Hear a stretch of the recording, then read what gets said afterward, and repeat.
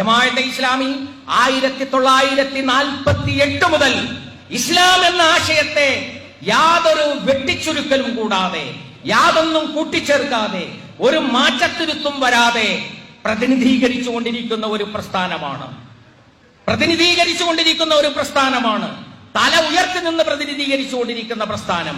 രാജ്യത്തിന്റെ എല്ലാ ഭാഷകളിലും ഖുർആൻ പരിഭാഷകൾ ഇറക്കിയിട്ടുള്ള പ്രസ്ഥാനം.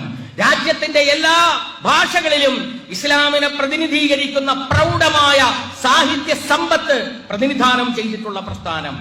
ഏത് വേദിയിലും, ഏത് സ്റ്റേജിലും, ഏത് പേജിലും ഇസ്ലാമിനെ മാത്രം പ്രതിനിധീകരിച്ച ഒരു പ്രസ്ഥാനമാണ്.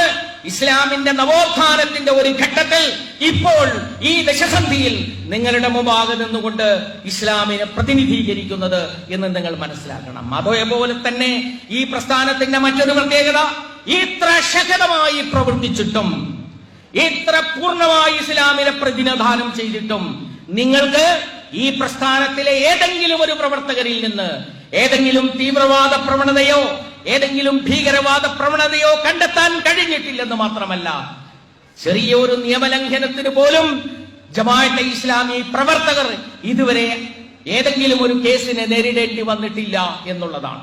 എന്ന് പറഞ്ഞാൽ അതിനർത്ഥം എന്താണെന്ന് ചോദിച്ചാൽ, വളരെ സംശുദ്ധമായ ചരിത്രത്തോടുകൂടി, സംശുദ്ധമായിട്ടുള്ള ജീവിത റെക്കോർഡോടുകൂടിയാണ് ജമാഅത്തെ ഇസ്ലാമി ഇസ്ലാമിന്റെ ഭാഗത്തു നിന്നുകൊണ്ട്, ഇസ്ലാമിനെ പ്രതിനിധീകരിച്ചുകൊണ്ട് നിങ്ങളോട് സംവദിക്കാനിരിക്കുന്നത് എന്നുള്ളതാണ്.